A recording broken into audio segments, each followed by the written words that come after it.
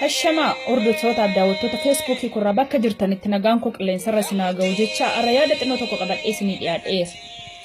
Innis mootummaan TPLF kuni waraana hammanan jenne xiyyaaraan fe'ee asoosaarra buusee asoosaarraa immoo gara beegiitti dabarse. Beegiirraa toongoo qubachiisate toongoorraa immoo burii qellem gidaamii kana keessa facaasee jira.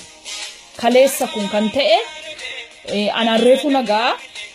Kanaafiyyuu warrooti haala adda addaatiin sochii gochaa jirtanii of eeggannoo mataa keessanii haala karaa keessanii mijeeffadhaa isinis ummanni Oromoo barattoonni Oromoo warri qabsoo karaa nagaa geggeessaa jirtan ijilunnaa harki janna jiran kanaafiyyuu qabsoon keessa waan dudduubatti deebi'uun qabachuudha.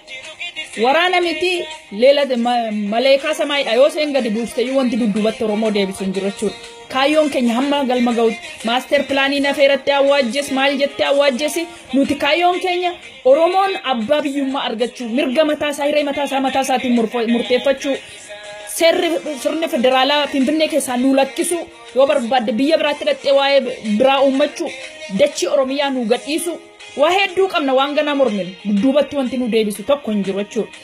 Kan biraa kan isiniin jechuu barbaadu hanga isinii danda'ametti qabeenyaa dhuunfaa sabaaf sablammii kam hanga isinii danda'ametti irraa of ittisa. Qabeenyaa dhuunfaatti hin bu'ina. Eenyu na ta'u lammii kamii na ta'u eenyu Oromoon akka taate illee beeksisaa deemuun nurra jira. Otoo miidhamnu utuu maal jennu mirga namaa akka kabachiisuu dandeenyu seenaa keenya dudduubaaf illee bilisoomni keenya nafu seenaa fokkisaa baannee hin deemnu jechuudha. Waan buqqibnee deemna malee nuun hin agarsiisna. Nu warra sirna gadaa sistemiidhaan jiraataa turedha. Har'as hidda sanan nu keessa jira jechuudha. Kanaafi adiraa keessan waan inni isinitti dhaammadhu qabeenyaa dhuunfaa sabaaf sablammii kamitti illee hin bu'ina. Injifannoon kan uummata Oromooti jabaadhaan isiniin jedha. Sheernaa godha waliin naagaa maaliif of eeggannoof gaariidha. Inni biraa immoo waraanota warroota dhaaba biraatiifini xinnoosee yaada dabarsuu barbaada. Yoo waraana Dabuubii taate, yoo waraana Amaaraa taate, yoo waraana silaa Tigreen isaan sossooromanii jiru waan beektan. Tigroonni sossooramanii waraana keessan jiran jechuudha.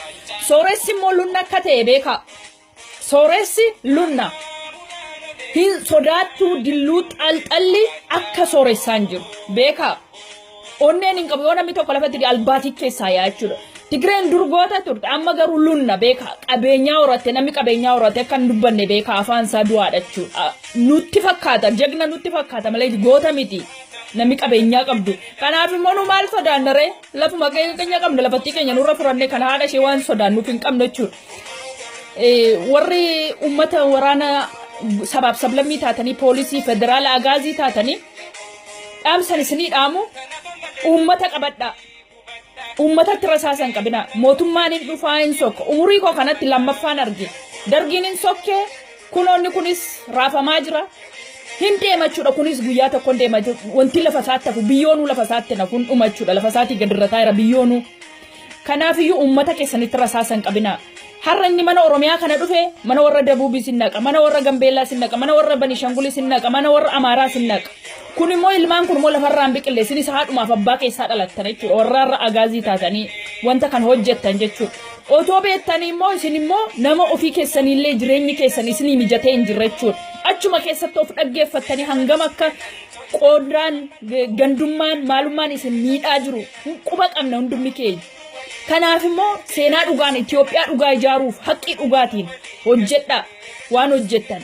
Ofirraa ittisuu dandeessu yoo isaan meeshaa dhabsan irraa eeguu dandeessu waan tokko gochuu dandeessu garuu nama mirga isaatiif harka duwwaa iyyatutti rasaasan qabin ilmaan Oromoon xaragin kuni wanti bor seenaa sitti ta'u eessallee nattu achuma Itoophiyaa keessa jiraata warri kuni qophaa'anii jiru silayyuu qophaa'anii jiru garuu siin immoo salphinni siifi maaliidha qobaatti hafta bor.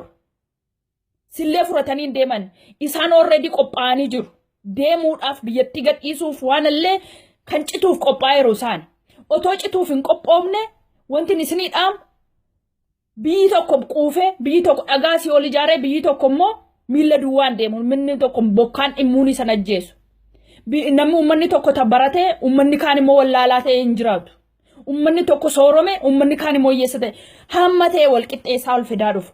isaani kan cituuf qophaa'eeru yaa ummata gowwaa taatanii duukaan ijaajjina Itoophiyaa see jedhamtu kana mee walumaan iyyuu ijaaruu dandeenya ummata keetti rasaasan qabiniin siin jedha waraana agaazii waraana federaalaa poolisii gandaa milishaa gandaa saba kee cina jaajji mootummaan si dhiisee duuba ummanni yoomillee achiin tocha'u yoonni du'ee dhalataa jira seenaan si gaafatan jedha nagaatti naa turaa naa dabarsaa galatoomaan isiniin jedha